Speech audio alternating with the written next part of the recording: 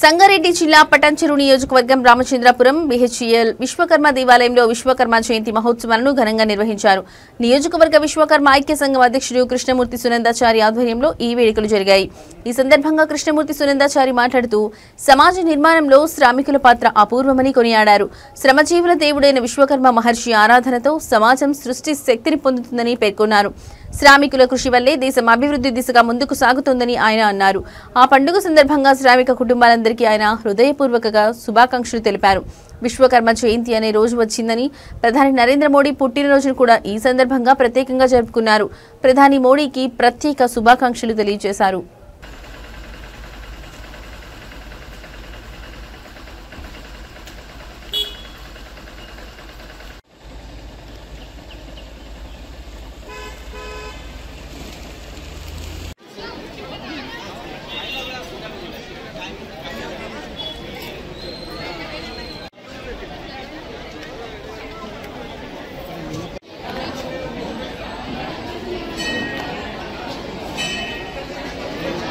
विश्वकर्मा जय विश्वकर्मा जय विश्वकर्मा जय विश्वकर्मा।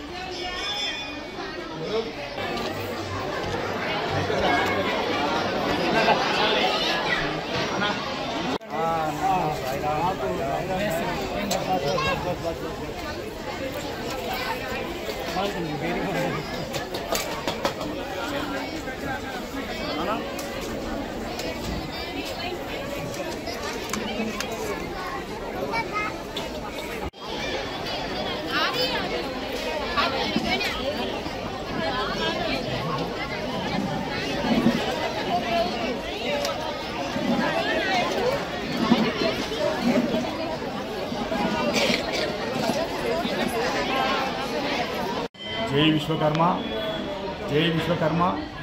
ఈరోజు విశ్వకర్మ జయంతి సందర్భంగా మన ప్రతి విలేజ్లలో ఈరోజు విశ్వకర్మ జయంతి కానీ బ్రహ్మంగారి జయంతి కానీ పెద్ద ఎత్తున చేసుకుంటున్నారు. మన దగ్గరనే ఇక్కడ ఎల్ఐజీలో, ఆర్సీపురంలో, ఎంఐజీలో, తెల్లాపురంలో, మన చుట్టుపక్కల సంగారెడ్డి జిల్లాలో కాకుండా మొత్తం మన దేశవ్యాప్తంగా నరేంద్ర మోదీ గారు ఈ విశ్వకర్మ జయంతికి హాలిడే ఇవ్వడము, ఆ హాలిడే వల్ల ప్రతి ఒక్కరూ మన విశ్వకర్మ భగవానుని పూజించుకోవడం జరుగుతుంది. విశ్వకర్మ అనే దేవుడు ఎందుకంటే మన దేవతలకే రథాలు, అస్త్రాలు ఎన్నో సమకూర్చి మన శ్రీకృష్ణుడికి గీట ద్వారకలో మన బంగారుది నగరం కట్టించిన భగవంతుడు ఎవరంటే విశ్వకర్మ. ఈరోజు అందరూ బాగుండడానికి కారణము మనకు ఎవరైతే ఏ విధంగా ఉండాలి, ఎవరు ఏ విధంగా ఉండకూడదు అని చెప్పింది విశ్వకర్మనే.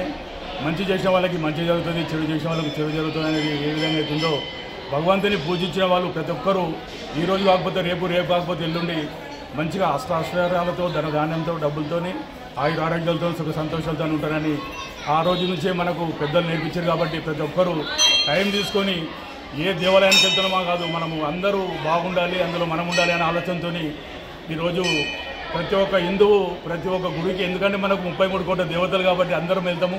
ఒక టైం పెట్టుకొని మంగళవారమో, శనివారమో, ఆదివారం ఒకటి పెట్టుకొని హిందువులందరూ ప్రతి గుడికి వెళ్ళాలి. ఒక టైం తీసుకొని ఒక హాఫ్ అన్ అవర్, 1 అవర్ ఆ చుట్టుపక్కల ఉన్న హిందువులతో అందరితో కలిసి మన భగవంతుని కోసం మాట్లాడుకోవడం, చర్చించుకోవడం జరగాలి.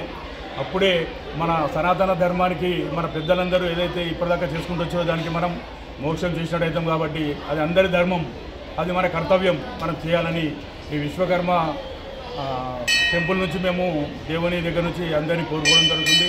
అందరూ బాగుండాలి, అందులో మనం ఉండాలని కోరిక. అదేవిధంగా ఈరోజు నరేంద్ర మోదీ గారి జన్మదిన శుభాకాంక్షలు. నరేంద్ర మోదీ గారికి 75వ సంవత్సరము. ఆయన ఇంకా 25 సంవత్సరాలు మాకు ఇలాగే పీఎంగా ఉండి మా దేశానికి ఎంతో సేవలు చేయాలని, ఆయన ఆరోగ్యాలు బాగుండాలని, దేశ ప్రజలందరూ బాగుండాలని ఏదైతే కోరుకుంటాడో మనమందరి దీవెనలు చిన్న పెద్ద కాకుండా అందరూ నరేంద్ర మోదీ గారి బాగుంటేనే మనం దేశం బాగుంటుంది. కాబట్టి అందరూ అదే విధంగా ఉండాలని చెప్పి కోరుకుంటూ మళ్ళీ రోజు మనకు హైదరాబాద్ విమోచన దినము ఈ రోజు 3 పండుగలు మనకు ఏదైతే విమోచన దినంలో అప్పుడు 109 గంటలు కష్టపడి మన పోలీసు కానీ మన ఆర్మీ కానీ వీళ్ళందరూ చాలా తెగింపుతోని ఈ రజాకాలం 4 దిక్కుల నుంచి వాళ్ళని చుట్టుముట్టి మన